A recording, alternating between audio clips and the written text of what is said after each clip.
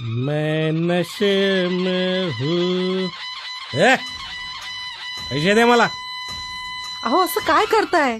खरंच माझ्याकडे पैसे नाहीयेत. खोटं बोलू नकोस. माझे मित्र आलेत, त्यांना पार्टी द्यायची मला.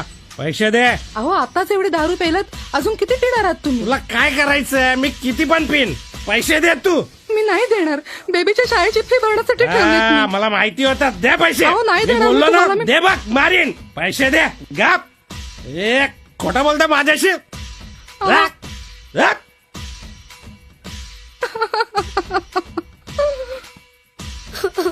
आई, या बाबांचं दारूचं व्यसन कधी सुटणार ग?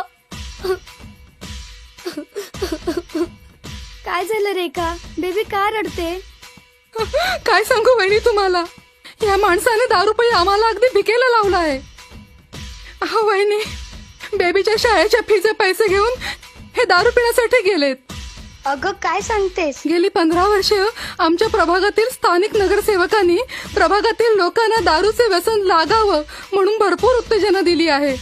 अहो रेखाताई, आमच्या प्रभागातील नगरसेवक सुधीरभाई यांनी प्रभागातील लोकांचे दारूचे व्यसन सोडवण्यास खूप चांगले प्रयत्न केले आहेत आणि त्यांच्याच प्रयत्नाने लोकांचे दारूचे व्यसन सुटण्यास खूप चांगली मदत झाली आहे आणि लोकांचा संसारही सुखी चालू आहे. हो का? यावर्षी प्रभाग रचना बदलल्यामुळे तुमचा आणि आमचा प्रभाग एक झाला आहे.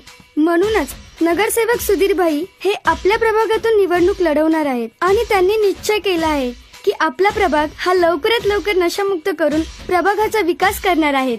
मग यावेळेस मी माझे मत नगरसेवक सुधीरबाई यांनाच देणार आणि मला खात्री आहे की ते प्रभागातील लोकांचं दारूचं व्यसन सुटण्यासाठी ठोस पाऊल उचलतील आणि प्रभागाचा विकास करतील. चला तर मग आपले मत व्यसनमुक्तीला देऊया.